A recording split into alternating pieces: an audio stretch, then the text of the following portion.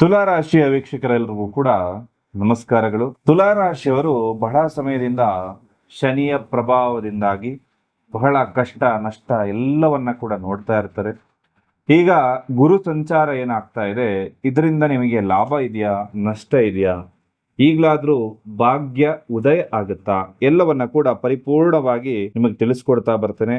ಮೊದಲನೇ ಸಾರಿ ಚಾನಲ್ಗೆ ಬಂದಿರುವಂತವರು ಇನ್ನು ಸಬ್ಸ್ಕ್ರೈಬ್ ಮಾಡದೆ ವಿಡಿಯೋವನ್ನ ನೋಡ್ತಾ ಇದ್ರೆ ದಯವಿಟ್ಟು ಸಬ್ಸ್ಕ್ರೈಬ್ ಮಾಡ್ಕೊಳ್ಳಿ, ಪಕ್ಕದಲ್ಲಿರುವ ಬೆಲ್ ಐಕಾನ್ ಕೂಡ ಕ್ಲಿಕ್ ಮಾಡ್ಕೊಳ್ಳಿ ಅಂತ ಹೇಳ್ತಾ, ಇದು ತುಲಾ ರಾಶಿಯವರ ಜೂನ್ ತಿಂಗಳ ಮಾಸ ಭವಿಷ್ಯ.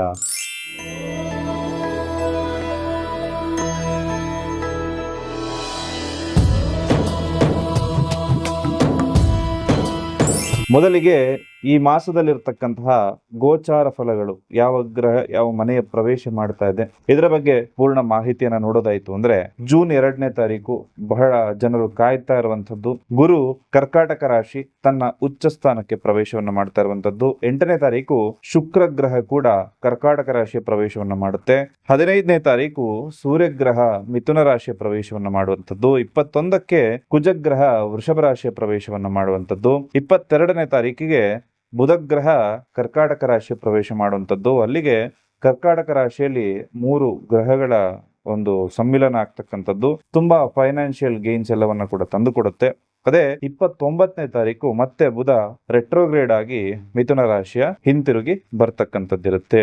ಹಾಗೆ ಈ ಒಂದು 3 ಗ್ರಹಗಳು ಕೂಡ ಒಂದೇ ಮನೆಯಲ್ಲಿ ಸೇರ್ತಕ್ಕಂಥದ್ದು. ಅದು ಬುಧ ಗುರು ಶುಕ್ರ. ಇದು ಫೈನಾನ್ಷಿಯಲ್ ಸಮಸ್ಯೆಗಳಿಗೆ ಎಲ್ಲದಕ್ಕೂ ಕೂಡ ಉತ್ತಮ ಪರಿಹಾರ ಅಂತ ಹೇಳುವಂತದ್ದಾಗ್ಬೋದು, ಅಥವಾ ಯೋಗಗಳು, ಪ್ರತಿಯೊಂದು ರಾಶಿಗೂ ಕೂಡ ಯೋಗವನ್ನ ಇದು ಕ್ರಿಯೇಟ್ ಮಾಡುತ್ತೆ. ನಮಗೆ ಹಣಕಾಸಿನ ಸಮಸ್ಯೆ ತುಂಬಾ ಇದೆ, ತುಂಬಾ ದುಡ್ಡಿನ ಸಮಸ್ಯೆಗಳಿದೆ ಅಂತ ಹೇಳಿ ಬಹಳಷ್ಟು ಜನ ಫೋನ್ ಮಾಡಿ ಪ್ರಶ್ನೆಗಳನ್ನ ಕೇಳ್ತಾ ಇರ್ತಾರೆ. ಹಾಗೆ ಎಷ್ಟೇ ದುಡಿದ್ರೂ ಕೂಡ ಕೈಯಲ್ಲಿ ದುಡ್ಡು ನಿಲ್ತಾ ಇಲ್ಲ, ಬರಬೇಕಾಗಿರುವಂತಹ ದುಡ್ಡು ಸರಿಯಾದ ಸಮಯಕ್ಕೆ ನಮಗೆ ಬಂದು ತಲುಪ್ತಾ ಇಲ್ಲ, ಸಾಲ ಬಾಧೆಯಿಂದ ನಮಗೆ ಹೊರಬರೋದಕ್ಕಾಗ್ತಾ ಇಲ್ಲ. ಈ ರೀತಿ ಅನೇಕ ಹಣಕಾಸಿನ ಸಮಸ್ಯೆಗಳನ್ನ ಎದುರಿಸ್ತಾ ಇರುವಂತಹ ಬಹಳಷ್ಟು ಜನರು ಇರ್ತಾರೆ. ನಿಮ್ಮೆಲ್ಲರಿಗೂ ಕೂಡ ವಿಶೇಷವಾಗಿ ಸುಲಭವಾಗಿರತಕ್ಕಂತಹ ಪರಿಹಾರವೊಂದನ್ನು ತಿಳಿಸ್ಕೊಡ್ತಾ ಇದ್ದೇನೆ. ಸುಮಾರು ಒಂದು 3 ತಿಂಗಳ ಹಿಂದೆ ಇರಬಹುದು, ಮಂಜುನಾಥ್ ಅಂತ ಹೇಳಿ ವಿದ್ಯಾರಣ್ಯಪುರದಿಂದ ನಮ್ಮನ್ನ ಕಾಂಟ್ಯಾಕ್ಟ್ ಮಾಡಿರ್ತಾರೆ ಫೋನ್ ಮುಖಾಂತರದಲ್ಲಿ. ಅವ್ರಿಗೆ ಒಂದಷ್ಟು ದಾಂಪತ್ಯ ಜೀವನದಲ್ಲಿ ಸಮಸ್ಯೆಗಳಾಗ್ತಾ ಇರುತ್ತೆ, ಅದಕ್ಕೆಲ್ಲ ಪರಿಹಾರ ಆಗಿರುತ್ತೆ, ಅಭಿವೃದ್ಧಿನೂ ಹೊಂದಿರ್ತಾರೆ. ಆ ನಂತರ ಅವ್ರು ಕೇಳ್ತಾರೆ, ಫೈನಾನ್ಸ್ ಎಲ್ಲ ಅಭಿವೃದ್ಧಿ ಆಗ್ಲಿಕ್ಕೆ ಏನಾದ್ರೂ ಒಂದು ಪರಿಹಾರ ಇದೆಯಾ ಅಂತ ಹೇಳಿ. ಆಗ ಅವ್ರಿಗೆ ವಿಶೇಷವಾದ ಪರಿಹಾರ ನಾನು ಸೂಚಿಸಿರ್ತೀನಿ. ಅದೇನಂದ್ರೆ ಧನ ವಶೀಕರಣ ಮಣಿಗಳಾಗಿರುತ್ತೆ, ಧನ ಆಕರ್ಷಣೆ, ಧನ ವಶೀಕರಣ ಮಣಿಗಳು. ಇದನ್ನ ಕೈಯಲ್ಲಿ ಹಾಕೊಳ್ಳಿ ಅಂತ ಹೇಳಿದ್ದೆ. ಜಸ್ಟ್ 7 ದಿವಸದಲ್ಲಿ ಅವ್ರಿಗೆ ಉತ್ತಮವಾಗಿರ್ತಕ್ಕಂತಹ ರಿಸಲ್ಟ್ ಕೂಡ ಬಂದಿರೋದಿದೆ. ಹಾಗಾಗಿ ನಮ್ಮ ವೀಕ್ಷಕರಿಗೂ ಕೂಡ ಅದರ ಉಪಯೋಗ ಆಗ್ಲಿ ಅನ್ನೋ ಕಾರಣಕ್ಕೋಸ್ಕರ ವಿಶೇಷ ಪರಿಹಾರವನ್ನು ತಿಳಿಸ್ಕೊಡ್ತಾ ಇದ್ದೇನೆ. ಈ ಮಣಿಗಳನ್ನು ಬೇಕಾದವರು ತರಿಸಿ ಅದರ ಉಪಯೋಗವನ್ನ ಮಾಡ್ಕೊಳ್ಬಹುದು. ಗುರು ಬಹಳ ವಿಶೇಷವಾಗಿರ್ತಕ್ಕಂತಹ ಗ್ರಹ.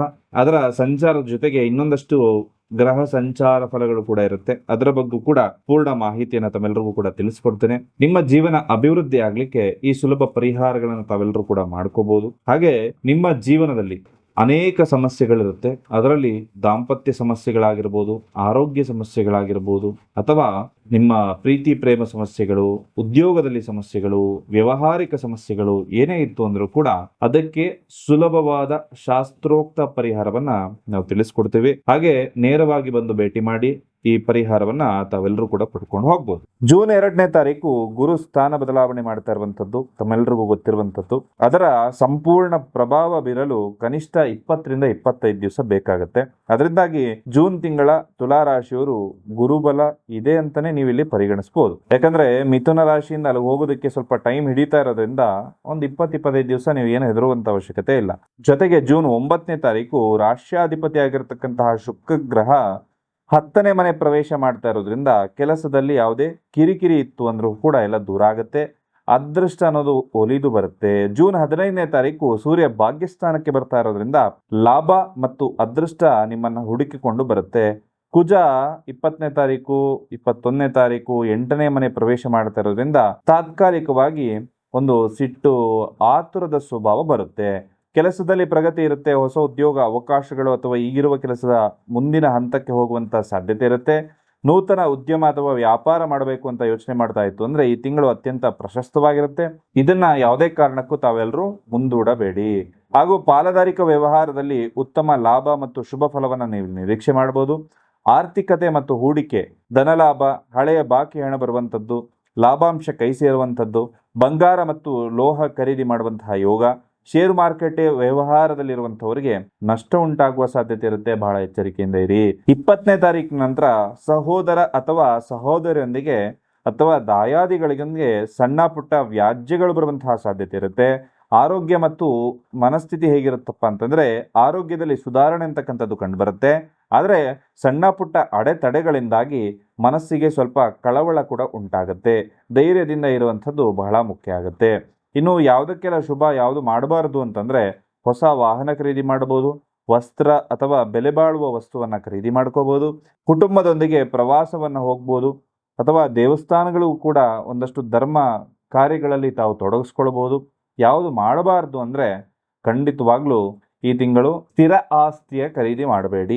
ಯಾವುದೇ ಒಂದು ಇತರರ ಆಕರ್ಷಣೆಗೆ ಅಥವಾ ಇನ್ನೊಬ್ಬರ ಮಾತನ್ನ ಕೇಳಿ ಯಾವುದೇ ಒಂದು ಮೋಸದ ಜಾಲಕ್ಕೆ ಸಿಕ್ಕಾಕೊಳ್ಳುವಂತ ಸಂಭವ ಇರುತ್ತೆ. ಹಾಗಾಗಿ ಎಚ್ಚರಿಕೆಯಿಂದ ಇದ್ದರೆ ತುಂಬಾ ಒಳ್ಳೆಯದು. ಸಾಧ್ಯವಾದರೆ ಜೂನ್ 2ನೇ ತಾರೀಕಿನ ಒಳಗಡೆ, ಈ ವಿಡಿಯೋವನ್ನ 2ನೇ ತಾರೀಕಿನ ಒಳಗಡೆ ನೀವು ನೋಡ್ತಾ ಇದ್ದೀನಿ ಅಂದ್ರೆ ಗುರು ಶಾಂತಿಯನ್ನ ಮಾಡಿಸ್ಕೊಳ್ಳೋದು ತುಂಬಾ ಉತ್ತಮ. ಹಾಗೂ ಗುರು ಶಾಂತಿ ಮಾಡಲಿಕ್ಕೆ ಆಗ್ತಾ ಇಲ್ಲ ಅನ್ನೋಂಥವ್ರು ಖಂಡಿತವಾಗ್ಲೂ ವಿಶೇಷವಾದ ಪರಿಹಾರ ಹೇಳ್ತೀನಿ. ನೀವು ರಾಯರ ದೇವಸ್ಥಾನ ಮಠಕ್ಕೆ ಹೋಗಿ ಒಂದಷ್ಟು ಕಡಲೆಕಾಳು, ಕಾಬೂಲ್ ಕಡಲೆ ಅಂತ ಏನು ಹೇಳ್ತಾರೆ, ಇದನ್ನ ದಾನವಾಗಿ ಕೊಟ್ಟುಬಿಟ್ಟು ಬನ್ನಿ. 1 kg ಆದರೂ ದಾನ ಮಾಡಿ. ಖಂಡಿತವಾಗ್ಲೂ ಇದರಿಂದಾಗಿ ನೆಗೆಟಿವ್ ಎಲ್ಲ ದೂರ ಆಗಿ ಖಂಡಿತ ಪಾಸಿಟಿವಿಟಿ ಅನ್ನೋದು ನಿಮಗೆ ಪ್ರಾಪ್ತಿಯಾಗುತ್ತೆ. ನೀವು ಅಂದ್ಕೊಂಡಿರೋ ಕೆಲಸ ಕಾರ್ಯಗಳೆಲ್ಲವೂ ಕೂಡ ಈಡೇರಲಿ. ಆ ಭಗವಂತನ ಸಂಪೂರ್ಣ ಅನುಗ್ರಹ ವಿಡಿಯೋ ನೋಡ್ತಾ ಇರುವ ಪ್ರತಿಯೊಬ್ಬರ ಮೇಲೂ ಕೂಡ ಇರಲಿ ಅಂತ ಹೇಳಿ ಒಂದು ಪ್ರಾರ್ಥನೆಯನ್ನು ಮಾಡ್ತಾ, ನಿಮ್ಮ ಜೀವನದಲ್ಲಿ ದಾಂಪತ್ಯ, ಪ್ರೀತಿ, ಪ್ರೇಮ ಸಮಸ್ಯೆಗಳಿತ್ತು ಅಂದರೆ ನೇರವಾಗಿ ಬಂದು ಭೇಟಿ ಮಾಡಿ ಶಾಸ್ತ್ರೋಕ್ತ ಪರಿಹಾರವನ್ನು ಪಡ್ಕೊಳ್ಳಿ. ಎಲ್ರಿಗೂ ಕೂಡ ಶುಭವಾಗಲಿ. ಸರ್ವೇ ಜನಃ ಸುಖಿನೋ ಭವಂತು.